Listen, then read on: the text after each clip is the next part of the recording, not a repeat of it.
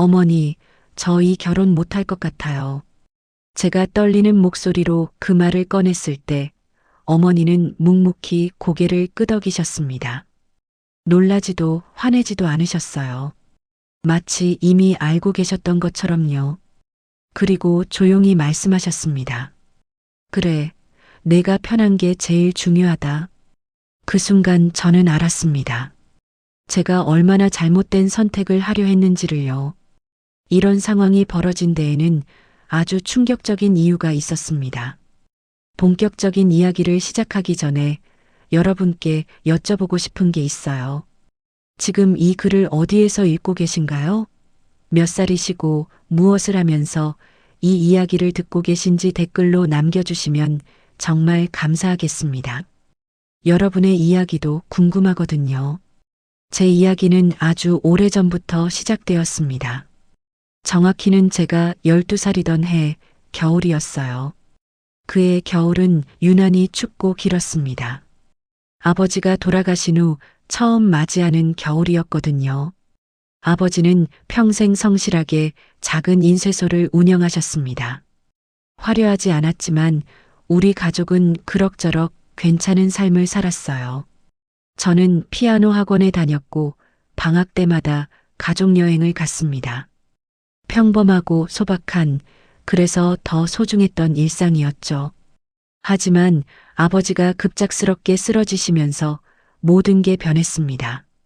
병원비는 눈덩이처럼 불어났고 인쇄소는 문을 닫아야 했어요. 채권자들이 집 앞까지 찾아왔습니다. 어머니는 밤낮으로 병원과 집을 오가며 눈물도 제대로 흘리지 못하셨어요. 그렇게 석 달을 버티다가 결국 아버지는 우리 곁을 떠나셨습니다. 장례식장은 쓸쓸했습니다. 생각보다 사람이 많이 오지 않았어요. 아버지와 가깝게 지냈다던 분들도 대부분 바쁘다는 핑계로 발걸음을 돌렸습니다. 저는 그때 알았습니다. 세상이 생각보다 차갑다는 걸요. 장례를 치르고 나니 빚만 남았습니다. 집마저 정리해야 했어요. 저와 어머니는 작은 원룸으로 이사를 갔습니다. 방 하나에 부엌이 딸린 정말 작은 공간이었어요. 어머니는 울지 않으셨습니다. 적어도 제 앞에서는요. 대신 다음 날부터 바로 일을 찾아 나섰습니다. 45의 나이에 특별한 기술도 학력도 없는 여자가 할 수 있는 일은 제한적이었어요. 식당 설거지, 청소, 전단지 돌리기, 무엇이든 마다하지 않으셨습니다. 새벽 5시에 나가서 밤 10시에 돌아오는 날이 대부분이었어요. 저는 학교가 끝나면 곧장 집으로 돌아왔습니다. 친구들과 어울릴 여유가 없었어요. 빨래를 돌리고 설거지를 하고 저녁 준비를 했습니다. 어머니가 돌아오시면 조금이라도 편하게 쉬실 수 있도록요. 그렇게 1년이 흘렀습니다. 그리고 어느 날 어머니가 뜻밖의 제안을 하셨어요. 서연아, 엄마가 음식 장사를 해볼까 하는데 내 생각은 어때? 처음에는 걱정이 앞섰습니다. 장사 경험도 없으시고 자본도 없는데 어떻게 하시려는 건지 막연했거든요. 하지만 어머니는 이미 마음을 굳히신 것 같았어요. 엄마 요리 솜씨는 자신 있잖아. 내 아빠도 늘 맛있다고 했고. 그 말씀을 하실 때 어머니 목소리가 살짝 떨렸습니다. 아버지 이야기를 꺼내신 게 오랜만이었거든요. 어머니는 정말 실행에 옮기셨습니다. 작은 포장마차를 시작하신 거예요. 새벽 시장에서 장을 보고 오전 내내 준비를 하셨습니다. 떡볶이, 순대, 튀김. 흔한 메뉴였지만 어머니 손을 거치면 달랐어요. 떡볶이 국물은 깊고 진했고 튀김은 바삭하면서도 느끼하지 않았습니다. 순대는 직접 만드셨어요. 새벽부터 재료를 손질하고 삶고 볶고 하나하나 정성을 들이셨습니다. 처음에는 손님이 많지 않았습니다. 포장마차가 워낙 많은 동네였거든요. 하지만 어머니는 포기하지 않으셨어요. 매일 같은 자리에서 같은 시간에 변함없는 맛으로 장사를 하셨습니다. 그리고 천천히, 아주 천천히 소문이 나기 시작했어요. 여기 떡볶이 진짜 맛있어. 아줌마 손맛이 예술이야. 단골 손님이 하나둘 생겼습니다. 학생들, 직장인들, 심지어 멀리서 일부러 찾아오는 사람들도 있었어요. 저는 학교가 끝나면 어머니를 도왔습니다. 설거지를 하고 재료를 나르고 때로는 간단한 음식도 만들었어요. 처음에는 서툴렀지만 점점 익숙해졌습니다. 3년 정도 지났을 때 어머니는 작은 가게를 얻으셨습니다. 포장마차에서 실내 가게로 옮긴 거예요. 테이블이 4개뿐인 정말 작은 공간이었지만 저희에게는 엄청난 도약이었습니다. 간판도 달았어요. 미옥인의 분식. 어머니 이름을 그대로 쓰셨습니다. 가게를 열고 나서 손님은 더 늘어났습니다. 자리가 없어서 기다리는 사람들이 생길 정도였어요. 어머니는 여전히 새벽같이 일어나 장을 보고 밤늦게까지 설거지를 하셨습니다. 쉬는 날도 거의 없으셨어요. 하지만 예전과는 달랐습니다.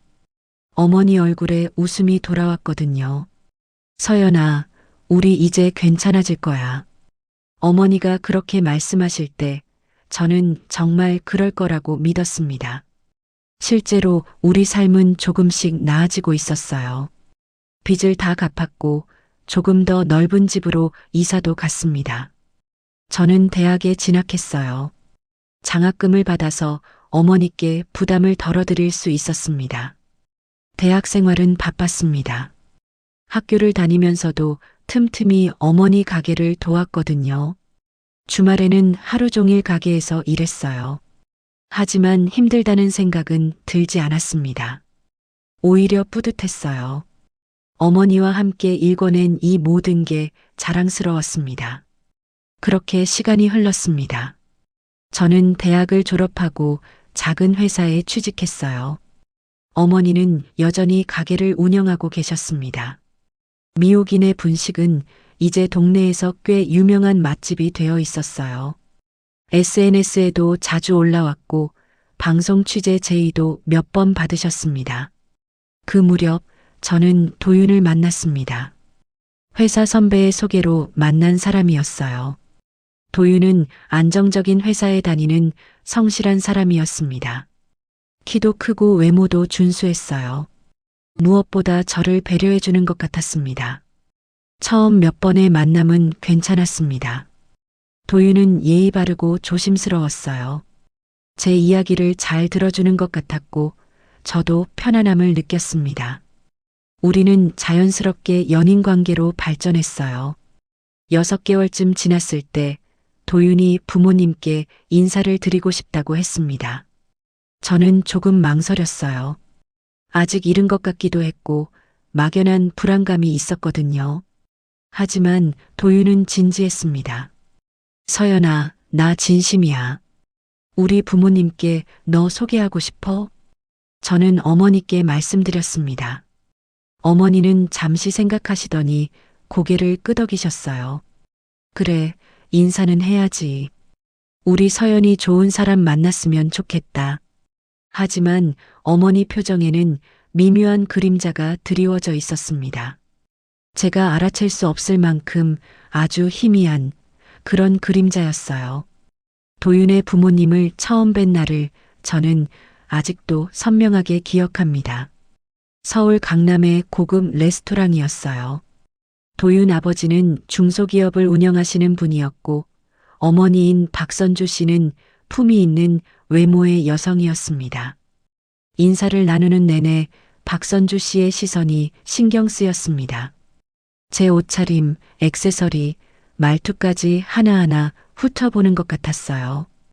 겉으로는 친절하게 대하셨지만 어딘가 거리감이 느껴졌습니다. 서연 씨 어머니는 무슨 일 하세요? 박선주 씨가 부드럽게 물으셨습니다. 저는 잠시 숨을 고르고 대답했어요. 분식집을 운영하고 계세요. 아, 그러세요? 어디쯤이에요? 상봉동이요. 작은 가게지만 단골 손님이 많으세요. 박선주 씨는 고개를 끄덕이며 미소 지으셨습니다. 하지만 그 미소가 왜인지 불편했어요. 뭔가 계산하는 듯한 그런 느낌이었습니다. 식사를 마치고 헤어질 때 박선주 씨가 제 손을 잡으며 말씀하셨어요. 우리 도윤이 잘 부탁해요. 따뜻한 말이었지만 손끝은 차가웠습니다. 저는 그날 밤 잠을 제대로 이루지 못했어요. 뭔가 잘못된 느낌이 들었지만 그게 정확히 무엇인지는 알 수 없었습니다. 그리고 얼마 후 본격적인 일들이 시작되었습니다. 도윤의 어머니 박선주 씨로부터 첫 전화가 온 건 그 식사 이후 일주일쯤 지났을 때였습니다. 서연 씨, 시간 괜찮으세요? 잠깐 차나 한잔하면서 이야기 나눌 수 있을까요? 갑작스러운 연락이었지만 거절할 이유가 없었어요. 저는 약속 장소로 나갔습니다. 청담동의 한 카페였어요. 커피 한 잔 가격이 10,000원이 넘는 곳이었습니다. 박선주 씨는 이미 자리에 앉아 계셨어요. 단정한 트위드 재킷에 진주 목걸이를 하고 계셨습니다. 어머, 왔어요? 앉아요. 박선주 씨는 여전히 부드러운 미소를 지으셨습니다. 커피를 주문하고 한동안 가벼운 대화가 오갔어요. 날씨, 직장 생활, 도윤 이야기. 평범한 대화였습니다. 하지만 저는 알 수 있었어요. 이 만남에는 분명 다른 목적이 있다는 걸요. 서연 씨, 우리 도윤이가 서연 씨를 정말 좋아하더라고요. 저도 도윤 씨 좋아합니다. 그래서 말인데요. 엄마 입장에서 한 가지만 물어봐도 될까요? 박선주 씨의 목소리가 한 톤 낮아졌습니다. 저는 고개를 끄덕였어요. 서연 씨 집안이 좀 어려웠다고 들었어요. 아버지를 일찍 여의고 어머니가 혼자 고생하셨다고. 네, 맞습니다. 그게 쉬운 일은 아니었을 텐데. 대단하다고 생각해요. 정말로. 칭찬처럼 들렸지만 아니었습니다. 그 말 속에는 다른 무언가가 숨어 있었어요. 다만 저희 집안이 좀 까다로운 편이거든요. 전통을 중시하고 격식을 따지는 편이에요. 서연 씨도 이해하시죠? 무슨 말씀이신지 잘 모르겠는데요. 저는 최대한 차분하게 대답했습니다. 박선주 씨는 커피를 한 모금 마시고는 천천히 말을 이었어요. 결혼은 두 사람만의 문제가 아니잖아요. 가족과 가족이 만나는 거니까. 저희도 체면이라는 게 있고 주변 시선도 신경 쓰이고 그래요. 그제야 저는 명확하게 이해했습니다. 이 만남의 진짜 목적을요. 제가 부족하다는 말씀이신가요? 아니, 그런 게 아니라. 박선주 씨는 잠시 말을 멈췄습니다. 그리고는 더 조심스럽게 말을 골랐어요. 서연 씨는 좋은 사람이에요. 그건 인정해요. 하지만 솔직히 말하면 우리 도윤이한테는 좀 더 나은 선택지가 있을 수도 있지 않을까 싶어서요. 나은 선택지. 그 단어가 제 가슴을 찔렀습니다. 저는 침착하게 대답했어요. 도윤 씨가 저를 선택한 건데 그건 저희 둘이 결정할 문제 아닐까요? 물론이죠. 하지만 엄마로서는 아들이 나중에 후회하지 않았으면 하는 마음이 큰 거예요. 결혼은 현실이잖아요. 감정만으로는 안 되는 부분들이 있어요. 박선주 씨는 더 이상 말을 이어가지 않았습니다. 대신 핸드백에서 봉투 하나를 꺼냈어요. 이건 그냥 제 마음이니까 부담 갖지 말고 받아요. 서연 씨도 직장 생활하면서 힘들 텐데 자기 관리 좀 하라고요. 봉투 안에는 백화점 상품권이 들어 있었습니다. 얼마인지는 확인하지 않았어요. 확인할 필요도 없었습니다. 이건 호의가 아니었으니까요. 저는 봉투를 도로 밀어냈습니다. 괜찮습니다. 이런 건 받을 수 없어요. 왜요? 그냥 받아요. 엄마 마음이에요. 정말 괜찮습니다. 제 목소리가 단호했던 모양이에요. 박선주 씨의 표정이 살짝 굳었습니다. 하지만 곧 다시 미소를 지으셨어요. 그래요, 알았어요. 그럼 나중에 필요한 게 있으면 언제든 말해요. 저는 카페를 나왔습니다. 발걸음이 무거웠어요. 집으로 돌아가는 내내 박선주 씨의 말들이 머릿속을 맴돌았습니다. 나은 선택지, 체면, 주변 시선. 그 모든 단어가 제게는 날카로운 칼날처럼 느껴졌어요. 집에 도착해서 어머니께 말씀드렸습니다.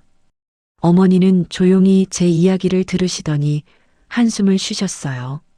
서연아, 엄마가 미안하다. 왜요? 어머니가 왜 미안해 하세요? 엄마가 더 잘났으면, 더 괜찮은 집안이었으면 내가 이런 소리 안 들었을 텐데. 어머니, 그런 말씀하지 마세요. 이건 어머니 잘못이 아니에요. 하지만 어머니 눈가에는 눈물이 맺혀 있었습니다. 저는 어머니를 꼭 안아드렸어요. 우리는 한동안 말없이 그렇게 서 있었습니다. 도윤에게는 이 일을 말하지 않았습니다. 말한다고 해서 달라질 것 같지 않았거든요. 오히려 도윤을 곤란하게 만들 것 같았어요. 저는 그냥 평소처럼 지내기로 했습니다. 하지만 박선주 씨의 태도는 점점 더 노골적으로 변해갔어요. 도윤과 함께 그 집에 방문할 때마다 미묘한 무시가 느껴졌습니다. 제가 가져간 선물을 대수롭지 않게 한쪽에 치워두시거나 제 의견을 물으실 때도 형식적인 질문일 뿐이었어요. 진짜로 궁금해서 물으시는 게 아니었습니다.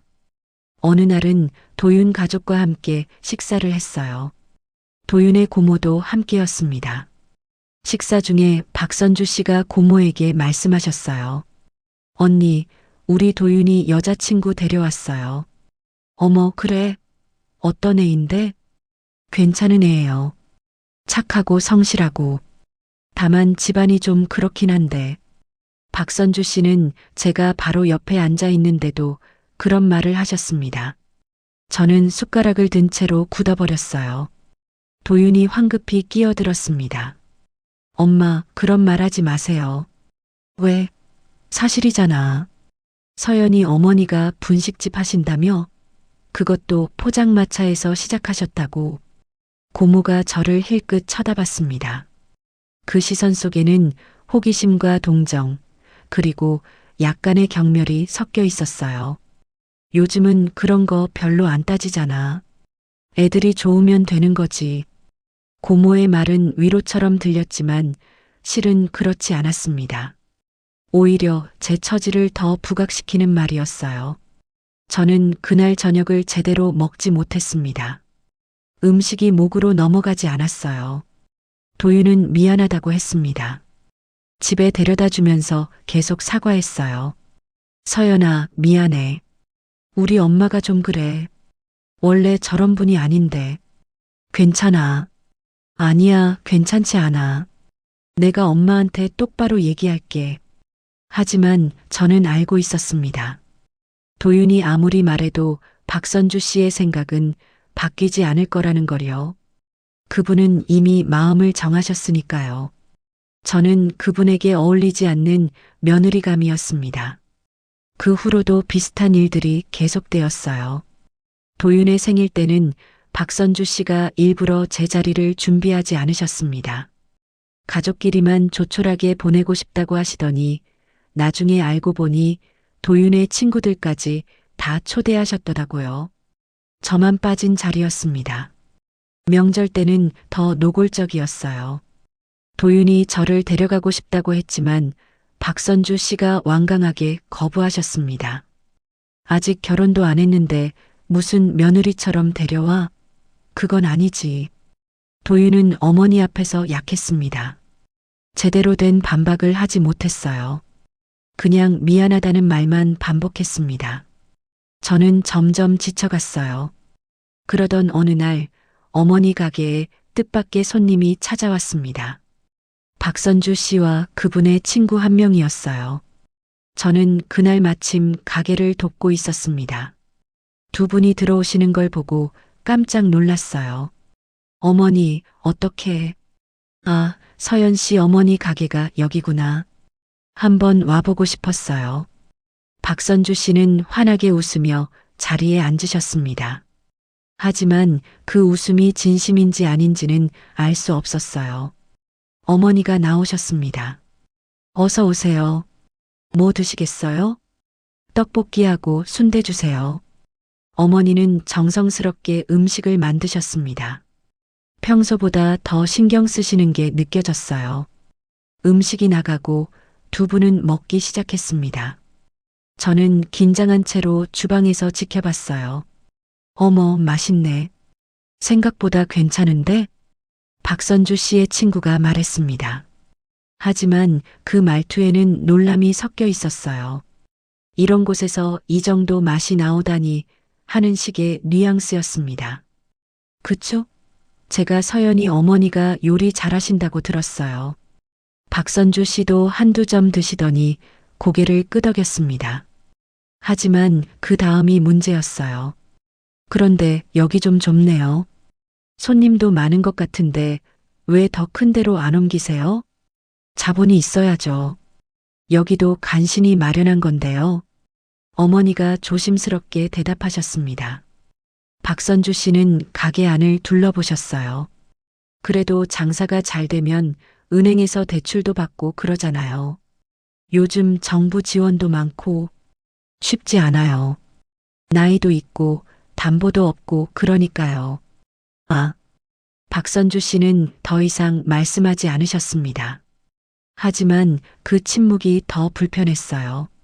동정 어린 시선으로 가게를 둘러보시는 게 느껴졌습니다.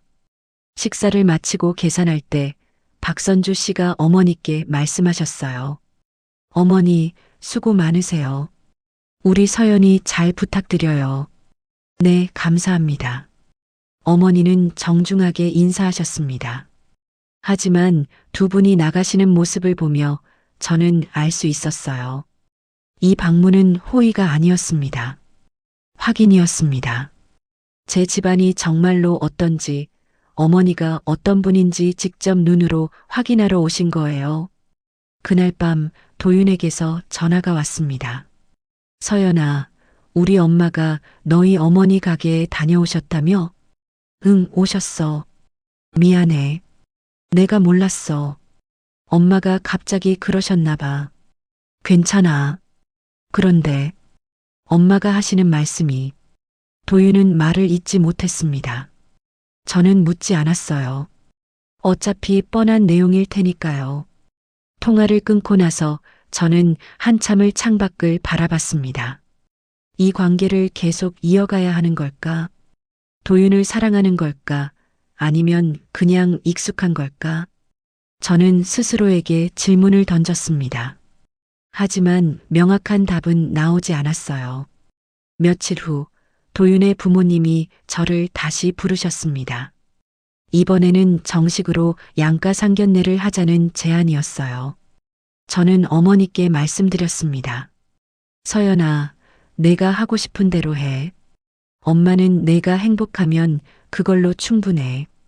어머니는 그렇게 말씀하셨지만 눈빛은 불안해 보이셨어요. 저도 불안했습니다. 하지만 거절할 이유를 찾을 수 없었어요. 도윤은 여전히 저를 좋아했고 결혼 이야기까지 꺼내고 있었으니까요. 상견례 날짜가 잡혔습니다. 장소는 박선주 씨가 정하셨어요. 강남의 한정식 집이었습니다. 코스 요리 한 상에 10만 원이 넘는 곳이었어요. 어머니와 저는 그날 아침부터 옷을 고르고 또 고르셨습니다. 이거 입으면 어떨까? 괜찮아 보이세요. 너무 평범한가? 좀 더 격식 있는 게 나을까? 어머니의 목소리에는 긴장이 배어 있었습니다. 저는 어머니의 손을 꼭 잡았어요. 어머니, 있는 그대로 보여드리면 돼요. 우리가 부끄러울 거 하나도 없어요. 어머니는 고개를 끄덕이셨습니다. 하지만 둘은 다 알고 있었어요. 오늘이 쉽지 않은 자리가 될 거라는 걸요. 그리고 우리의 예감은 틀리지 않았습니다.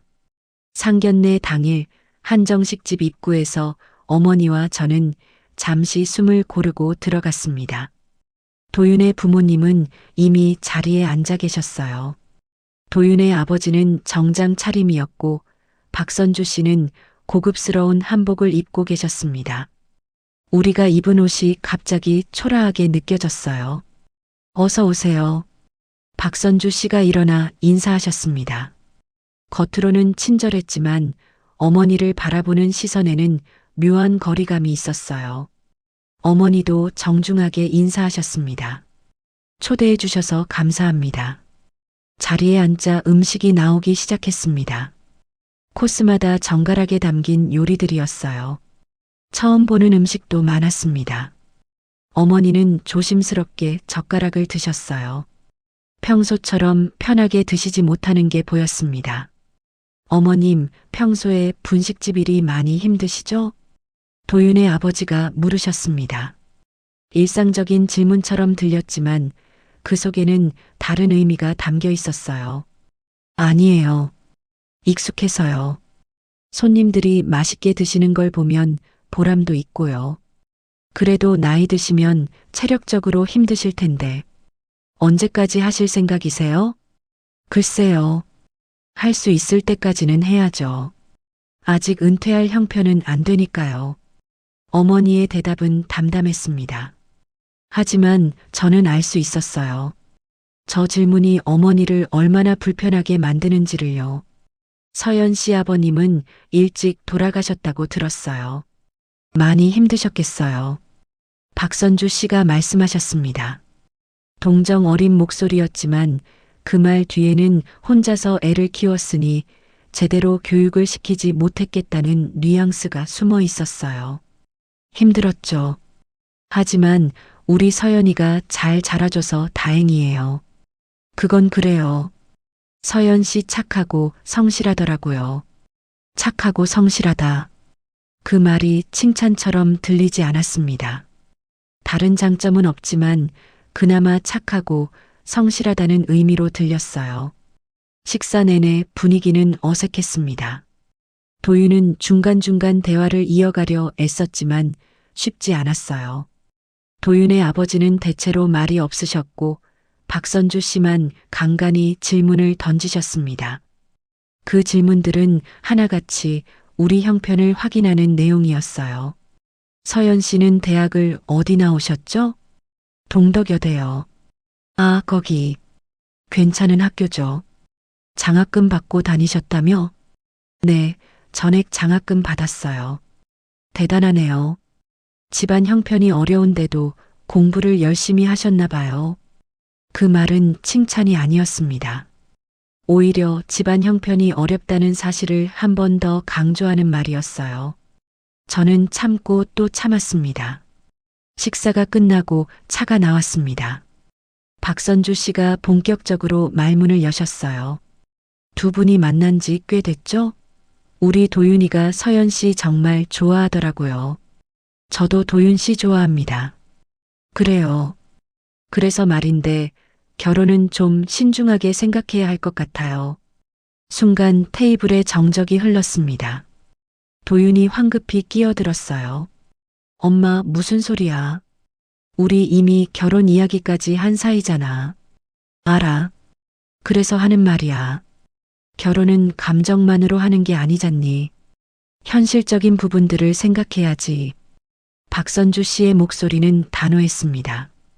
어머니가 조심스럽게 물으셨어요. 무슨 말씀이신지 정확히 말씀해 주시겠어요? 솔직하게 말씀드릴게요. 우리 집안은 나름대로 체면이 있어요. 주변에서도 다 알고 있고요. 그런데 며느리가 어떤 집안 출신인지는 중요한 문제거든요. 어머니의 얼굴이 굳었습니다. 저도 숨이 막혔어요. 박선주 씨는 계속 말을 이어갔습니다. 오해는 하지 마세요. 서연 씨가 나쁘다는 게 아니에요. 다만 우리 집안과는 좀 안 맞는 것 같아서요. 안 맞는다는 게 무슨 뜻이죠? 제가 물었습니다. 목소리가 떨렸어요. 박선주 씨는 잠시 망설이다가 대답했습니다. 격이 다르다는 거예요. 우리 도윤이는 좋은 집안, 좋은 학벌의 여자들과도 얼마든지 만날 수 있어요. 굳이 서연 씨를 선택할 이유가 없다는 거죠. 그 말이 저를 관통했습니다.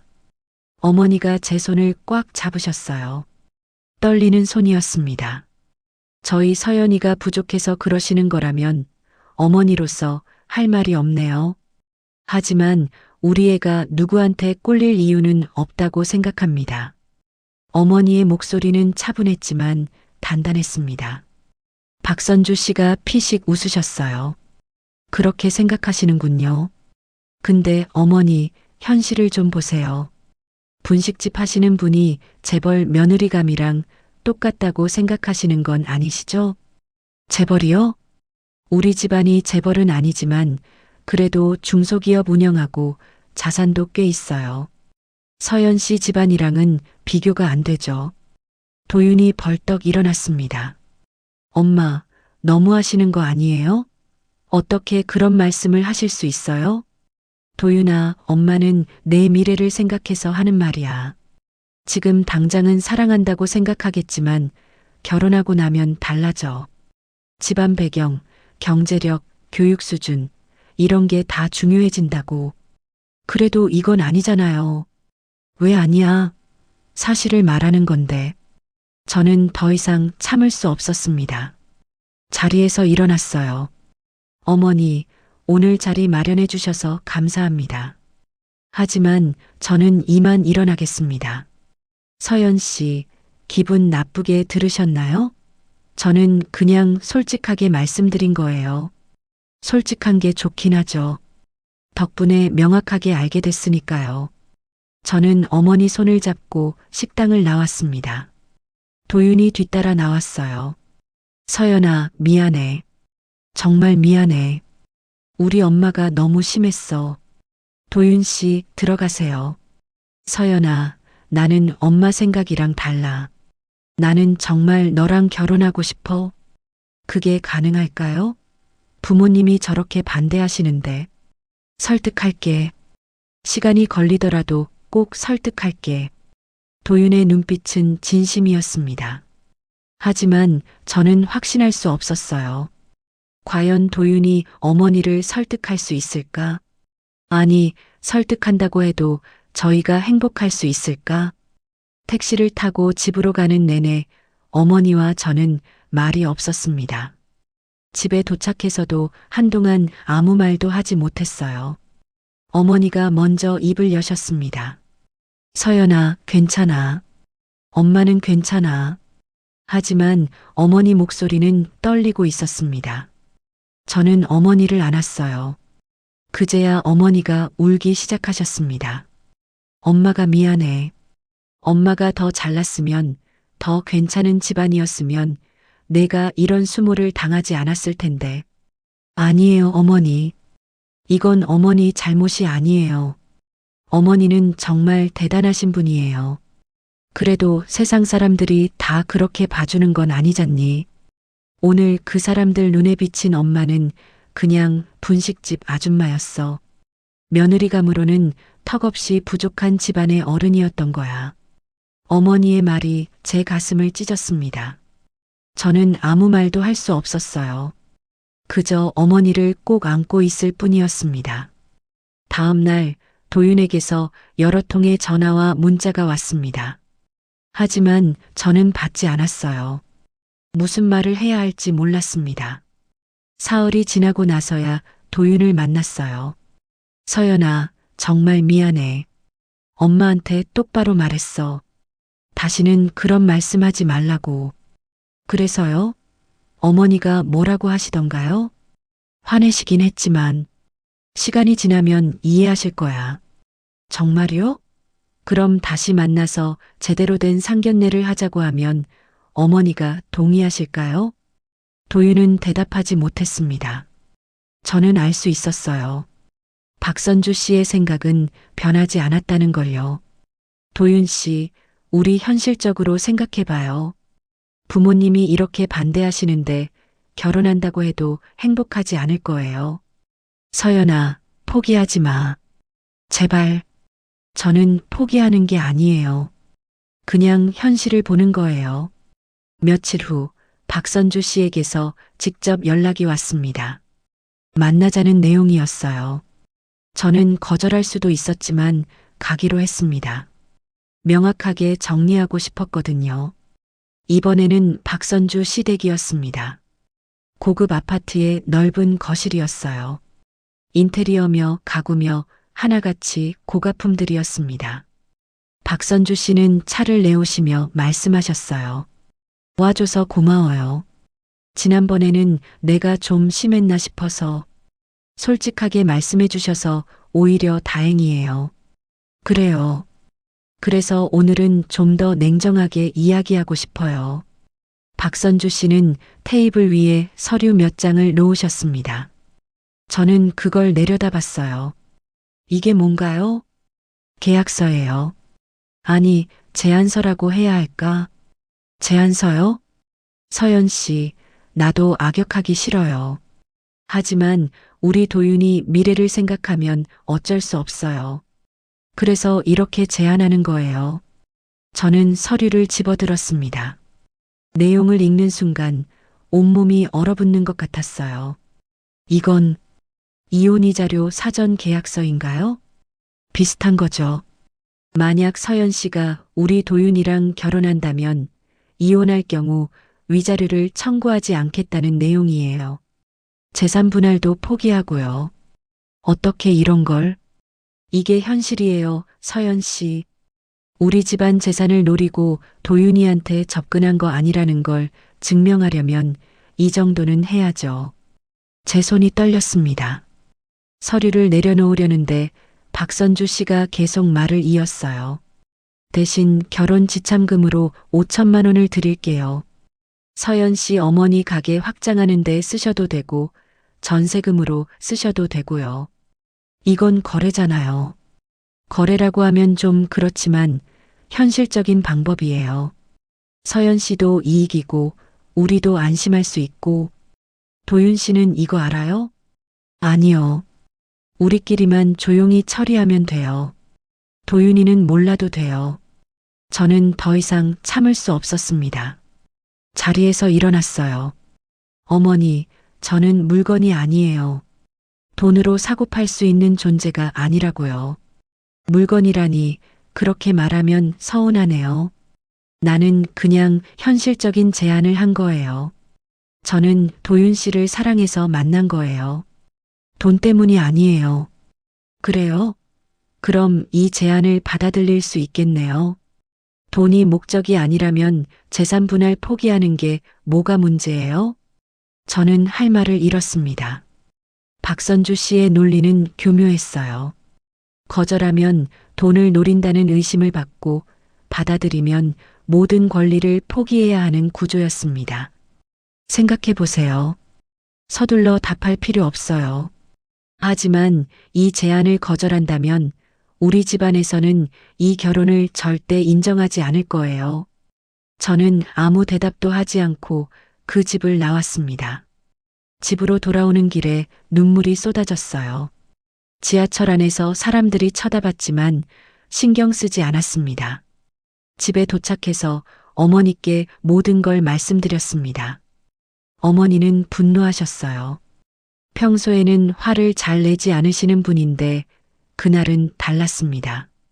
그게 사람이 할 짓이야? 어떻게 그런 제안을 할 수가 있어? 어머니, 저 어떻게 해야 해요?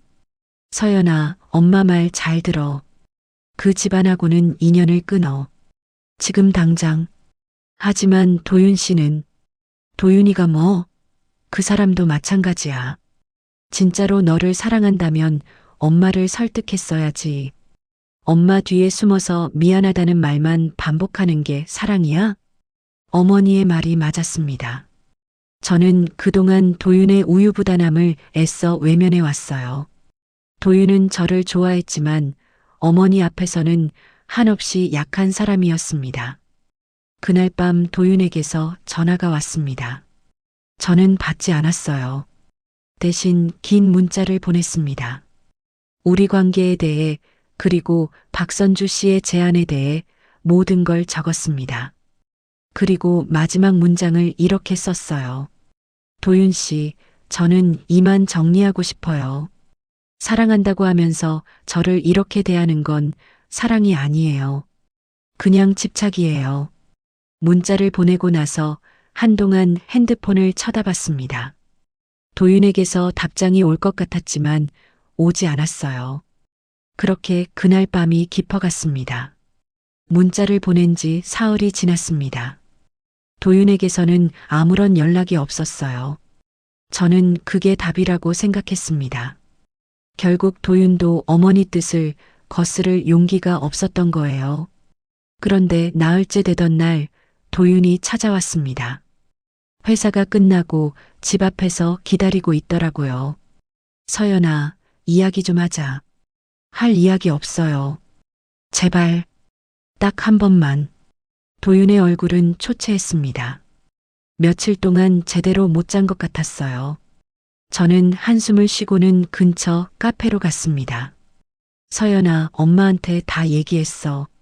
내가 보낸 문자 내용도 다 보여줬고. 그래서요? 엄마가 너무 심했다고 인정하셨어. 미안하다고 전해달래. 저는 웃음이 나왔습니다. 진심 없는 사과를 전달받는 게 얼마나 공허한지 도윤은 모르는 것 같았어요. 직접 말씀하시지 그러세요? 그게 엄마가 체면이 있으시잖아. 체면이요? 저한테 그런 모욕적인 제안을 하시고도 체면을 따지시네요. 서연아, 엄마도 나름대로 고민 끝에 한 거야. 우리 집안 재산 문제가 있어서. 도윤 씨, 지금 어머니 편드시는 거예요? 아니, 그게 아니라. 도윤은 말을 잇지 못했습니다. 저는 차를 한 모금 마시고 천천히 말했어요. 도윤 씨는 어머니가 저한테 뭐라고 하셔도 항상 중간에서 어정쩡해요. 저를 진짜 사랑한다면 어머니한테 제대로 맞서야 하는 거 아닌가요? 나도 노력했어. 진짜로. 노력이요? 어머니한테 한두 번 말씀드린 게 노력이에요? 진짜 노력은 어머니가 뭐라고 하시든 제 편에 서는 거예요. 저를 지키는 거라고요. 도윤은 고개를 숙였습니다. 저는 계속 말을 이었어요. 솔직히 말할게요. 저는 지쳤어요. 어머니 눈치 보는 것도 제 자존심 구기면서까지 인정받으려 애쓰는 것도 다 지쳤어요. 서연아, 그럼 어떡해? 나는 정말 너랑 결혼하고 싶은데. 결혼하고 싶으면 준비가 되어 있어야죠. 도윤 씨는 준비가 안 됐어요. 어머니와 제 사이에서 선택할 용기가 없잖아요. 그때 도윤의 핸드폰이 울렸습니다. 화면에 엄마라는 이름이 떴어요. 도윤이 전화를 받았습니다.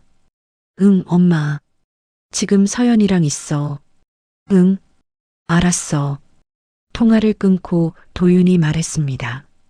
엄마가 우리 다시 만나자고 하셔. 이번에는 제대로 이야기하고 싶으시대. 저는 안 가요. 서연아, 제발. 마지막으로 한 번만 기회를 줘. 엄마도 진심으로 사과하고 싶어 하셔. 저는 도윤의 얼굴을 한참 바라봤습니다. 진심이 보였어요. 하지만 그 진심이 충분한지는 알 수 없었습니다. 어머니랑 저만 만나는 거예요. 도윤 씨는 빠지세요. 뭐? 왜? 어차피 도윤 씨가 있으면 제대로 된 대화가 안 돼요. 어머니도 체면 때문에 솔직하게 말씀 못 하시고 저도 눈치 보게 되고 그냥 어머니랑 저 둘이서 명확하게 정리하고 싶어요.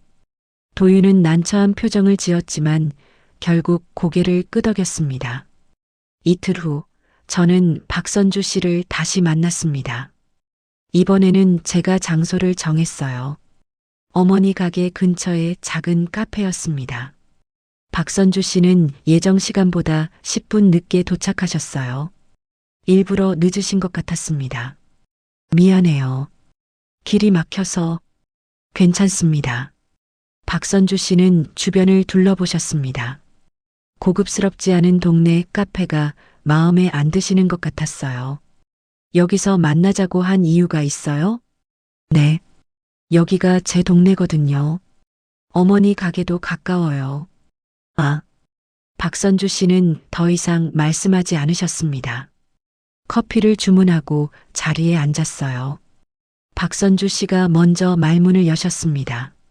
서연 씨, 지난번에는 내가 좀 심했던 것 같아요. 네, 심하셨죠. 제 대답이 직설적이었던 모양이에요. 박선주 씨의 표정이 굳었습니다. 그래도 이해는 해줬으면 좋겠어요. 엄마 입장에서는 아들이 제일 중요하니까. 저도 어머니 입장은 이해해요. 하지만 이해하는 것과 받아들이는 건 다른 문제예요. 그게 무슨 뜻이에요? 어머니가 도윤 씨를 걱정하는 마음은 이해합니다.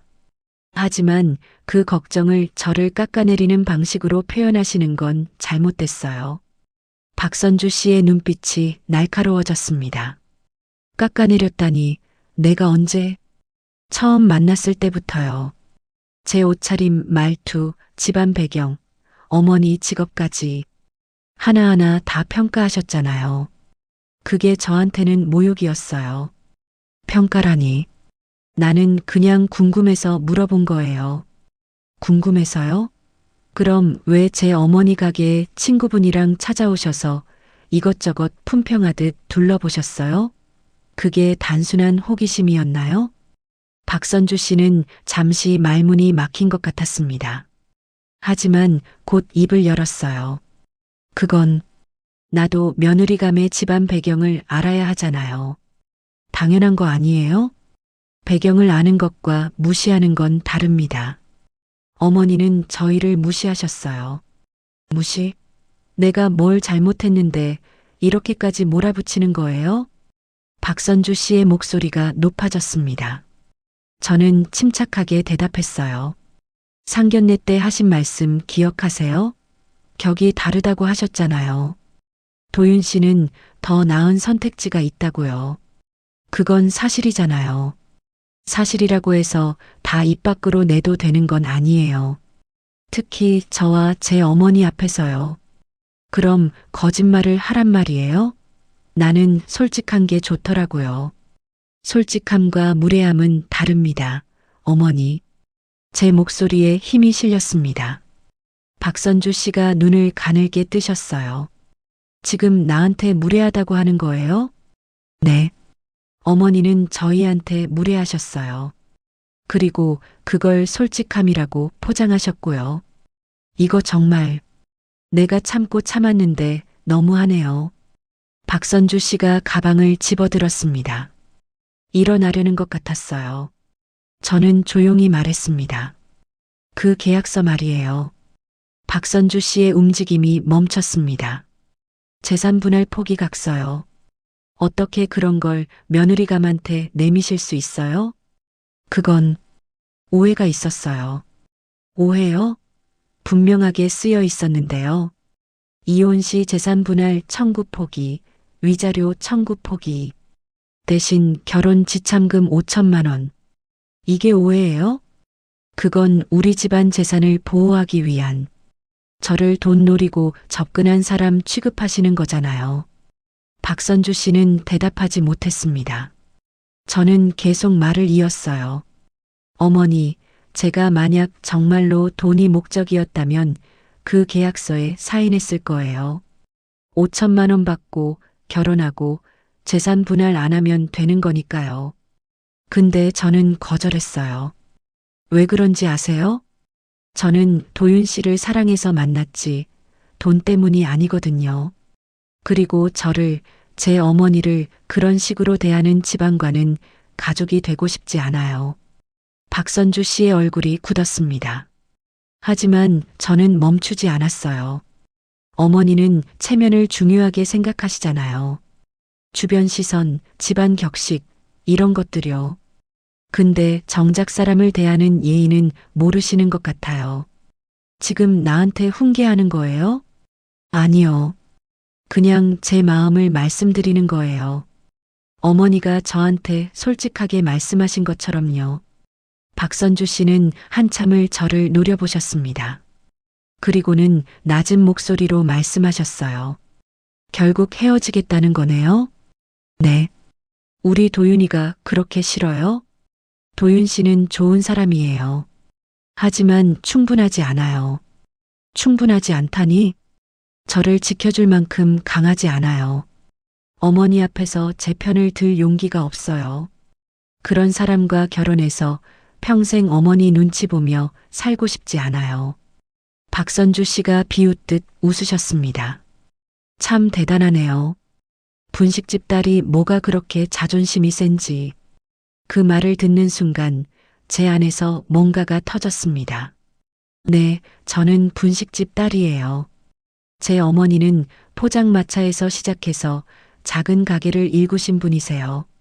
화려하지 않고 부유하지도 않아요.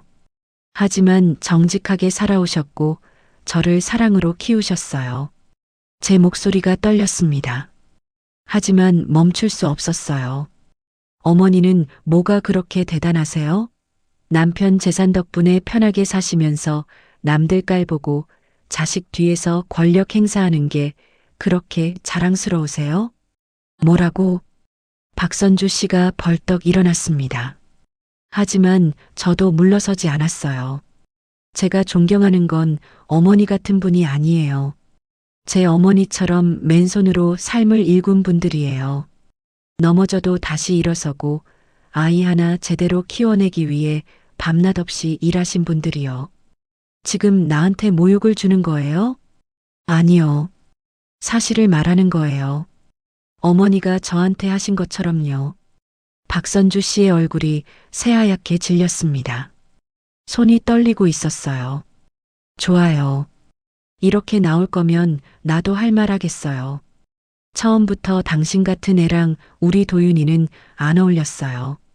집안도 안 맞고 수준도 안 맞고 억지로 기어오르려고 하지 말고 분수를 알았어야죠. 분수요? 저는 웃었습니다. 비웃음이 아니라 허탈한 웃음이었어요. 네, 분수를 알겠어요. 제 분수는 어머니 같은 분과 가족이 되지 않는 거예요. 저는 저를 있는 그대로 존중해주는 사람들과 살고 싶거든요. 저는 자리에서 일어났습니다. 박선주 씨를 마주보며 마지막으로 말했어요. 도윤 씨한테 전해주세요. 행복하게 살라고요. 어머니 말씀 잘 듣고 어머니가 원하는 사람 만나서 결혼하라고요. 저는 이만 물러나겠습니다. 카페를 나서는데 박선주 씨가 뒤에서 소리쳤습니다. 후회할 거예요. 우리 도윤이 같은 남자 다시는 못 만날 거라고요. 저는 돌아보지 않았습니다. 그냥 걸었어요. 한 걸음 한 걸음 내디딜 때마다 가슴이 뻥 뚫리는 것 같았습니다. 집에 도착해서 어머니께 모든 걸 말씀드렸습니다. 어머니는 저를 꼭 안아주셨어요. 잘했어, 서연아. 정말 잘했어. 어머니, 저 후회 안 할까요? 후회는 내가 정하는 거야. 지금 내 선택이 옳다고 생각하면 후회 안 하는 거고, 틀렸다고 생각하면 후회하는 거지. 근데 엄마가 보기엔 넌 정말 잘한 것 같아. 어머니의 품에서 저는 한참을 울었습니다. 슬퍼서가 아니라 후련해서였어요. 그날 밤 도윤에게서 전화가 왔습니다. 이번에는 받았어요. 서연아, 엄마한테 들었어. 정말 끝내려는 거야? 네. 나는 정말 널 사랑하는데. 저도 도윤 씨 좋아했어요. 하지만 사랑만으로는 부족해요. 서로를 지켜줄 용기가 있어야 하는데 우리한테는 그게 없었어요. 내가 부족했구나. 부족한 게 아니에요. 그냥 우리가 안 맞았던 거예요. 미안해. 저도 미안해요. 행복하세요, 도윤 씨. 전화를 끊고 나서 저는 창밖을 바라봤습니다. 밤하늘에 별이 빛나고 있었어요. 오랜만에 보는 별빛이었습니다. 도윤과 헤어진 후 한 달 정도는 멍하게 지냈습니다. 회사에 출근하고 일하고 퇴근하는 일상은 계속됐지만 모든 게 기계적이었어요.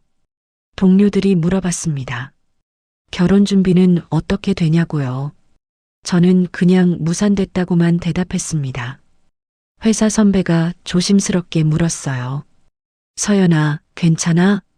네, 괜찮아요. 무슨 일 있으면 언제든 얘기해. 내가 소개해 준 거라 미안하네.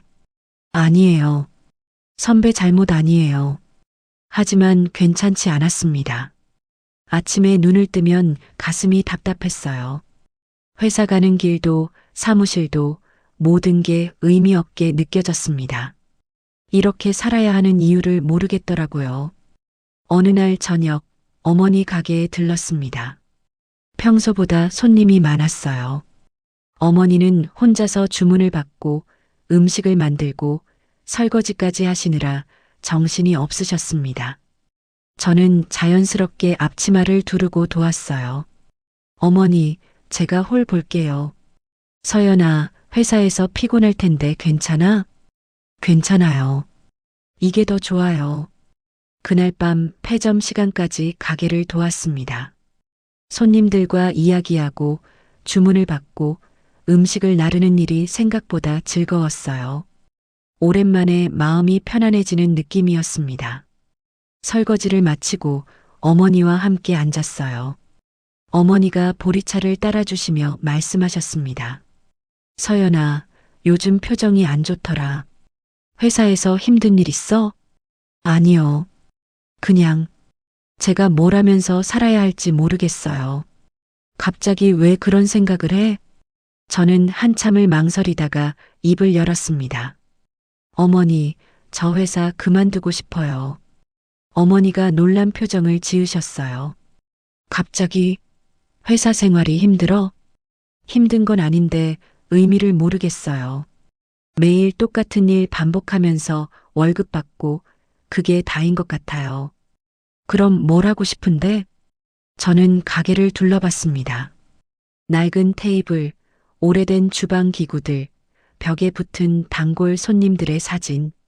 이 모든 게 어머니의 삶이었어요. 어머니 일 도와드리고 싶어요. 정식으로요. 뭐, 이 가게 같이 하고 싶어요.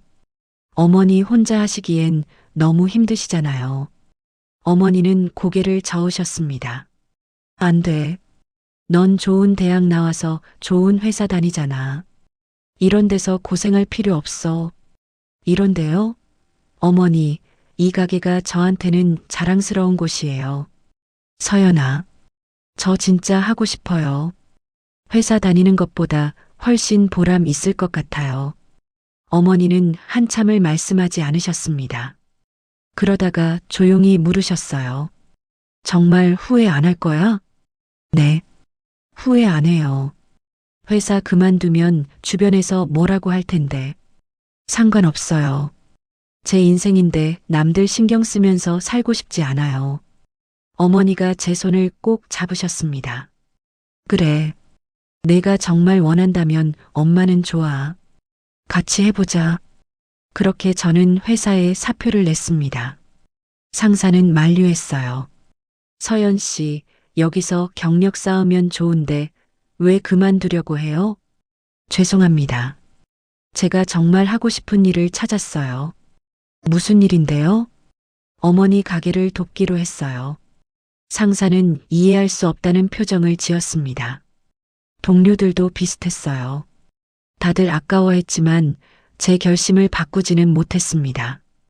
퇴사 후 본격적으로 가게 일을 시작했습니다. 어머니한테 하나하나 배웠어요.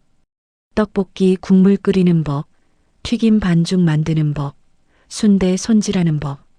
어릴 적에도 도왔지만 이번에는 달랐습니다. 제대로 배우고 싶었어요. 서연아, 떡볶이는 불 조절이 제일 중요해. 너무 세면 떡이 퍼지고 너무 약하면 간이 안 배. 네, 어머니. 그리고 손님들 표정 잘 봐. 맛있게 먹는지, 뭐가 부족한지 그걸 보면서 배워야 해. 어머니의 가르침은 구체적이었습니다. 레시피만이 아니라 장사하는 마음가짐까지 알려주셨어요. 한 달쯤 지나자 익숙해지기 시작했습니다. 단골 손님들 얼굴도 외웠고 주문도 외워서 받았어요. 손님들도 저를 반겼습니다. 아가씨, 사장님 딸이죠? 똑 닮았어요. 네, 맞아요. 어머니 일 도우러 왔어요? 효녀네. 감사합니다. 하지만 모두가 긍정적인 건 아니었습니다. 어머니 지인 중 한 분이 찾아오셔서 말씀하셨어요. 미옥 씨, 서연이 회사 그만뒀다며 왜 안 말렸어요? 애가 하고 싶다는데 어떡해요? 대학까지 나온 애를 분식집에서 일하게 하면 어떡해요? 주변에서 뭐라고 하겠어요? 어머니는 대답하지 않으셨습니다. 하지만 제가 나섰어요. 이모, 저 좋아서 하는 일이에요. 그래도 아깝잖아. 너 회사에서 잘 나가고 있었다며? 잘 나가는 게 중요한 게 아니에요.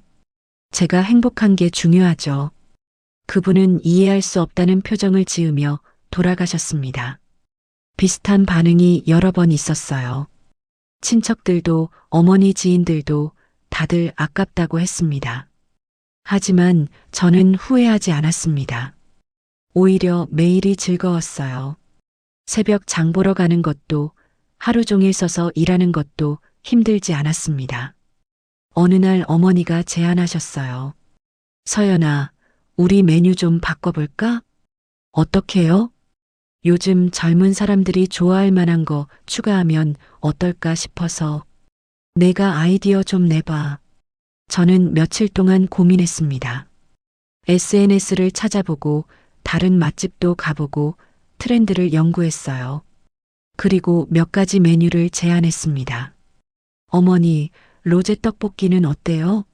요즘 인기 많던데. 로제? 그게 뭐야? 토마토 크림 소스예요. 떡볶이랑 섞으면 맛있을 것 같아요. 어머니와 함께 레시피를 개발했습니다. 어머니의 전통적인 손맛과 제가 연구한 트렌드를 합쳤어요. 시행착오도 많았지만 재미있었습니다. 한 달 후 새 메뉴를 출시했습니다. 처음에는 반응이 미지근했어요. 하지만 점점 입소문이 났습니다.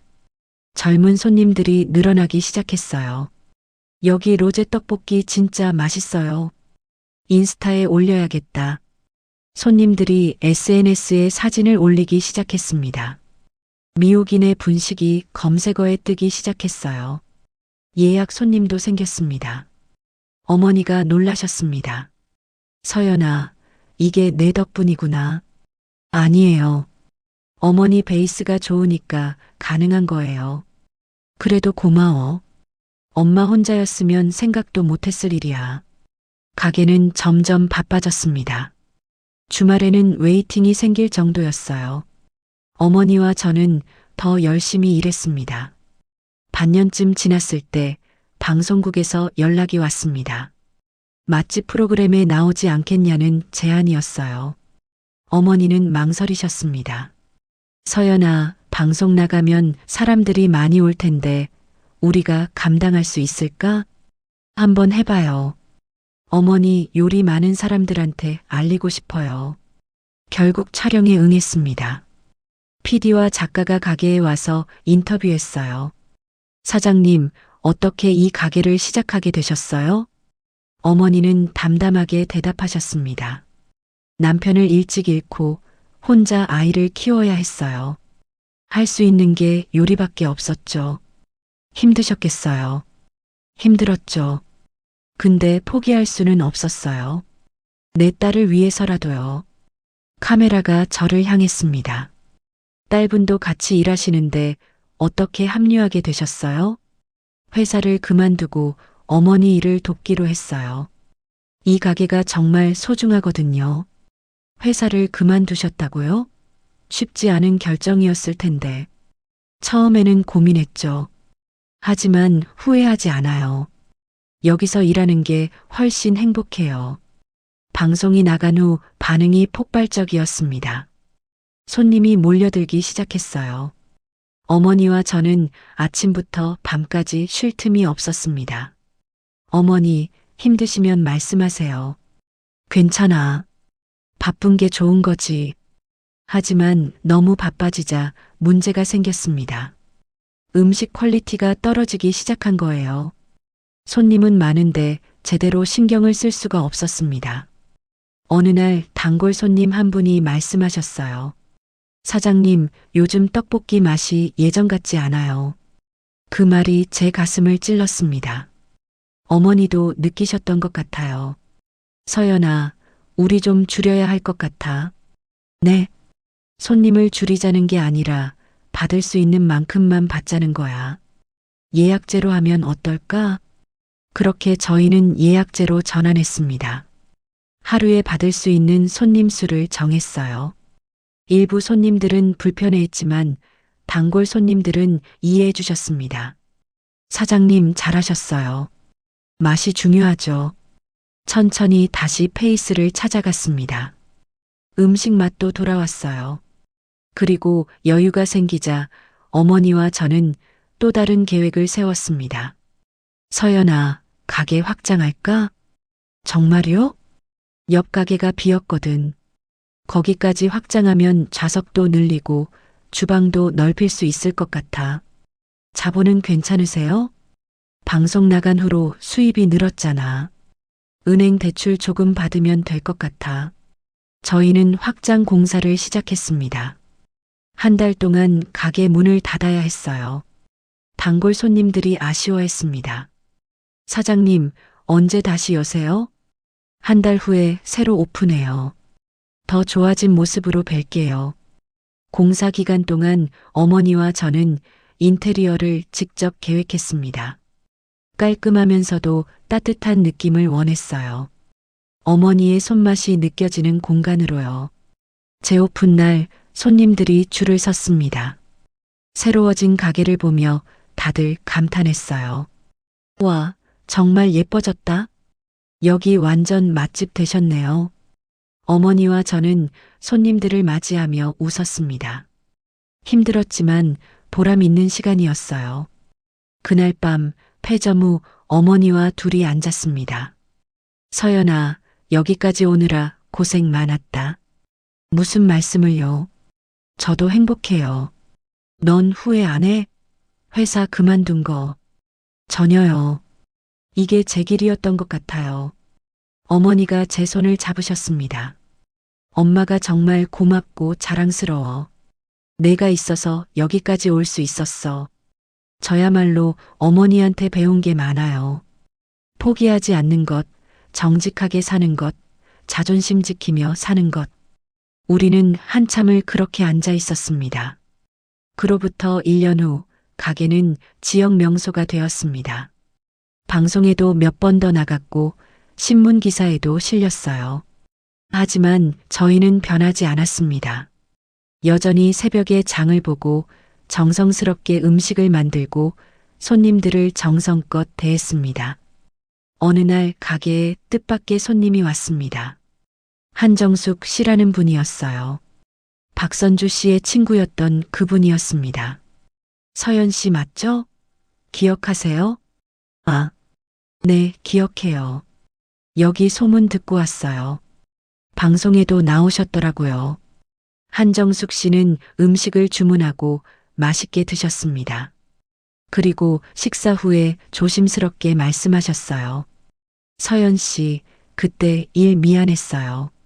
선주가 좀 심했죠. 괜찮아요. 이미 지난 일이에요.